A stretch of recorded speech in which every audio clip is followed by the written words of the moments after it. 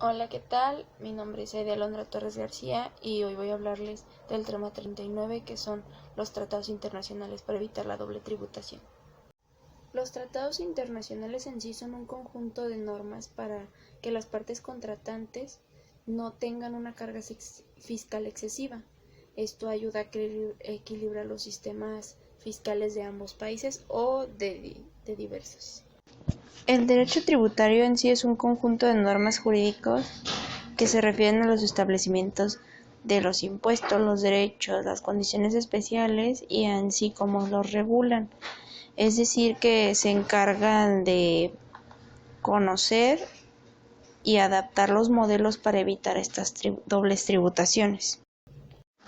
Dentro de los fundamentos legales para poder aplicar los tratados internacionales, primeramente está el tratado y dependiendo del país con el que se habrá hecho, serán diferentes las aplicaciones.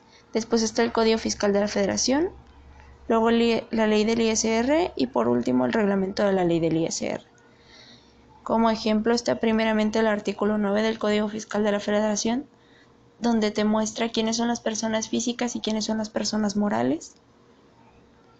Después de esto se podría decir que está el artículo 1 de la ley del ISR, que quiénes son los que están dispuestos a dentro del impuesto y quiénes son los que van a pagar. Un ejemplo serían los residentes de este país, que son extranjeros, pero que viven aquí o que trabajan aquí.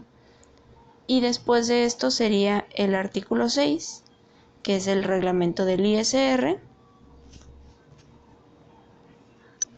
que es donde habla de dónde es donde está su residencia fiscal, es decir, en dónde es donde pagó los últimos impuestos, dónde es donde estuvo generando ese dinero. En México existen tres tipos de impuestos: el federal, el municipal y el estatal. Los federales en sí son los que son más conocidos y son los que entran dentro de los tratados, como son el ISR, que es el impuesto sobre la renta, el impuesto sobre el valor agregado, que es el IVA, el impuesto especial sobre la producción y servicios, que es el IEPS. Hay otro que es el impuesto sobre los depósitos en efectivo, que se utiliza es como una ley para que no exista el lavado de dinero. Y el impuesto empresarial, que es el IETU. Dentro de los impuestos municipales, que es otro de los que existen dentro de México, es como los recibos del agua, el predial y todos estos que son como pagos. Y los impuestos estatales vendrían siendo los de los vehiculares, la declaración de impuestos, entre otros. Como ya lo había mencionado, uno de los objetivos dentro de los tratados internacionales para evitar las dobles tributaciones es estandarizar los conceptos que también tienen las jurisdicciones fiscales, en sí que puedan comprender que el impuesto, por decir, el impuesto sobre la renta sea alguno parecido a otro impuesto del otro país. También proveen el intercambio de la información, evitan el abuso que exista dentro de los empresarios a la hora de no querer pagar impuestos, y también alivian la carga excesiva para los extranjeros a la hora de importar o exportar. En sí, estos modelos de los tratados tributarios tienen algunos años, ya que desde el siglo XIX comenzaron a ver por los intereses de ambos países, y como tal se crearon dos tipos de modelos y son los instrumentos que las utilizan: la ONU en sí y la OCDE. El modelo de la OCDE pues obviamente trata de favorecer a ambos países. También existe como una guía en la cual pueden ver las negociaciones fiscales y sus convenios, y también ahí entran las definiciones con las que se utilizan. Por decir, un impuesto como el IVA probablemente pueda ser parecido a otro, pero ahí es donde se especifica cómo es que se parecen y por qué se debería de tomar uno en vez de otro. Dentro del modelo de la ONU, aquí se podría decir que es un poco más exigente, ya que este nació después, y en este se entran también las personas que ya son residentes en el país, entran las rentas que puedan generar si llegan a tener algún lugar de vivienda dentro del país, y para que ya no se les cobren en ambos países por los ingresos que generen, aunque sea en otro país. Otro de los modelos es el modelo de Cartagena. Este se aprobó en 1976. En este se habla de las regiones andinas y de cómo se van a hacer e integrar los otros países que no son pertenecientes, es decir, Sudamérica, lo que es Colombia, Chile, Venezuela, entre otros. ¿Cómo es que van a estar fiscalmente hablando con otros países? Solamente que este modelo no pueden entrar los países que son desarrollados o que están en vías de desarrollo. Para México, los tratados de doble tributación, para evitar la doble tributación, son muy importantes. En México existen 59 convenios y de los cuales 45 son tratados. La mayoría de los países utiliza el modelo de la ONU, ya que está más estructurado, y algunos de los países son Alemania, Argentina, Australia, Austria, Beri, Barbados, Bélgica, Brasil, Canadá, China, Colombia, Costa Rica, Emiratos Árabes, España, Estonia, Grecia, Hong Kong, Hungría, India, Indonesia, Islandia, Italia, Letonia, Lituania, Luxemburgo, Malta, Nueva Zelanda, Países Bajos, Panamá, Perú, Polonia, Qatar, Reino Unido, República Checa, República Eslovaca, Rumania, Rusia, Singapur, Sudáfrica, Suiza, Turquía e Ucrania.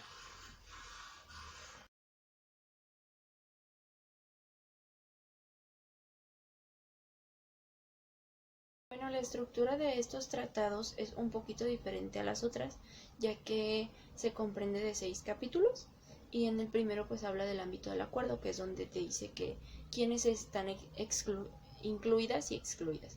En este ejemplo, pues por decir los Emiratos Árabes, dicen que todas las personas que están residentes en ambos países contratantes, aquí incluyen a todos. Y también entran los impuestos comprendidos, que por decir es el impuesto sobre la renta, el IVA, el IEPS, que van a hacer que no les carguen fiscalmente hablando 2 veces este pago por el mismo ingreso. En el segundo capítulo hablan de las definiciones generales en sí, que se les da una misma definición a diferentes tipos de impuestos, pero que en realidad son parecidos a la hora de juntarlos. Por decir, también en esta hablan de los residentes, de cómo es que quiénes son personas físicas, y también hablan de establecimientos, si es una sucursal, si es una oficina, si es una fábrica, y cómo es que dependiendo de qué sea, es el cobro que se les va a hacer debido a los impuestos. El tercer capítulo creo que es el más amplio de todos, por decir en los Emiratos Árabes, habla primeramente de la tributación de renta.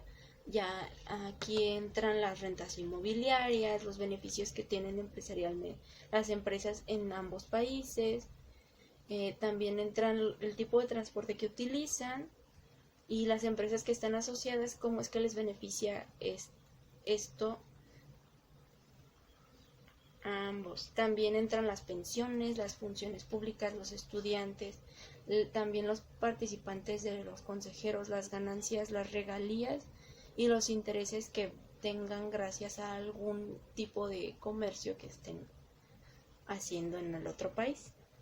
En el cuarto capítulo habla de los métodos para eliminar la doble imposición.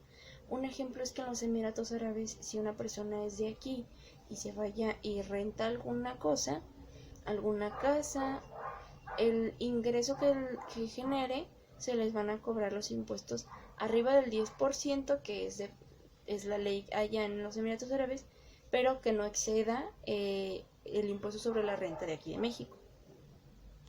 Aquí hablan también, o especiales se podría decir, el principio de la no discriminación, el procedimiento de acuerdo mutuo, el intercambio de información y los agentes consulares.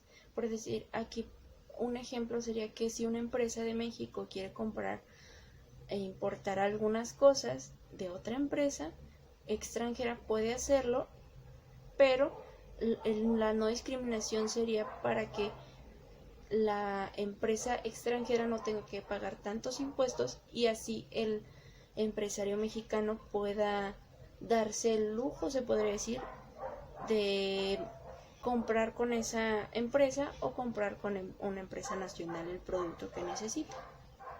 Por último está en la disposición que es la de la entrada en vigor y la terminación de este acuerdo. Para poder encontrar la página en donde se encuentran los tratados internacionales para evitar la doble tributación, es necesario entrar a Google y colocar el nombre como tal, Tratados Internacionales para evitar la doble tributación. Después de esto aparecerá una página en el SAT en la segunda opción y nos iremos hasta abajo de la página.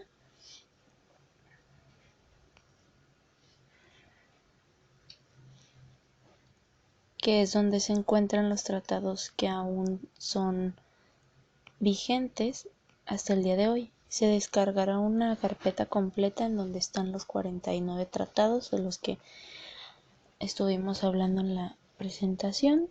Extraemos todo lo de la carpeta para poder verlos. Y después de esto podemos accesar a cada uno de ellos si es que se tiene dudas. Como tal, en el portal en donde se encontraron pone el SAT, ya que es parte importante de los impuestos dentro de México. Y eso es todo.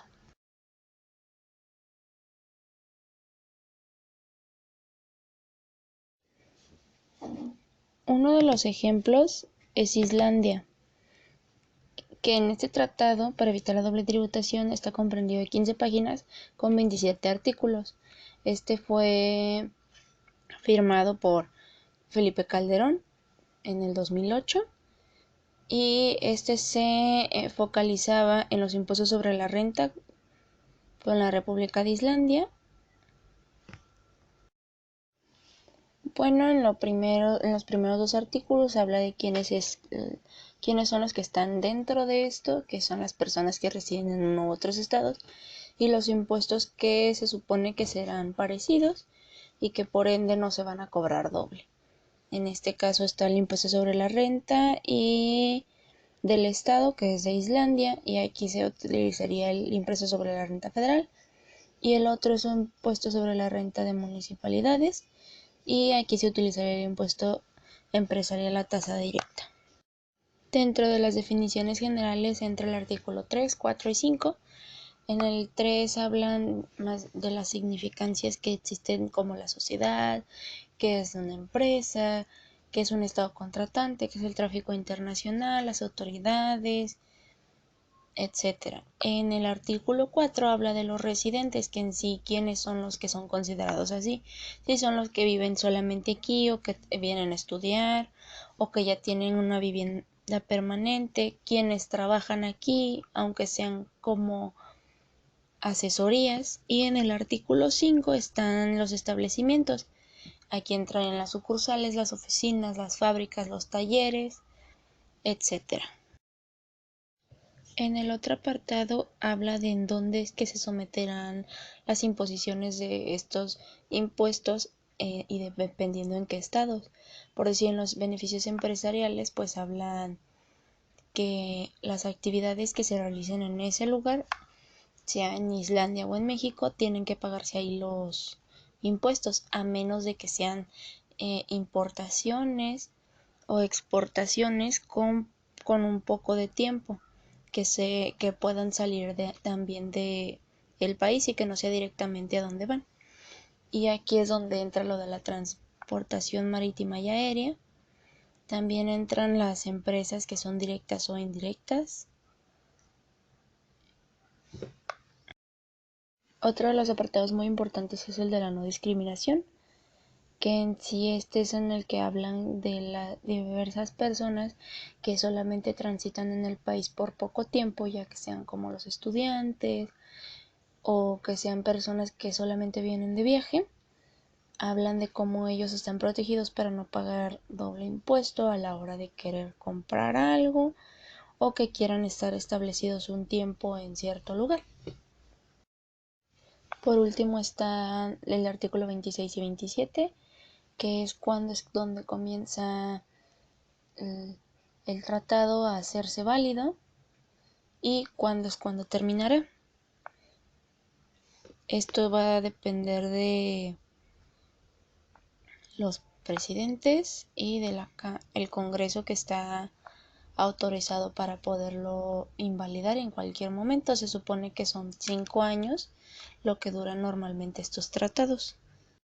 Bueno, como conclusiones yo quisiera dejar que en sí, gracias a estos tratados de doble tributación, aún existen los negocios y son rentables, ya que creo que si no existirían estos tratados, la carga fiscal para los productos que entran al país o que salen serían demasiado para poder solventarlos. También creo que es muy importante el conocer el modelo en el cual se están basando estos tratados, ya que creo que el modelo de la OCDE aún es muy ambiguo y en el modelo de la ONU se puede dar un poco más de estructura y puede así dar, no se puede brindar a algún malentendido. Y también creo que la estructura del tratado nos puede ayudar a nosotros a comprenderlo mejor y poder así en algún momento saber aplicarlo. Esto fue todo, gracias por su atención.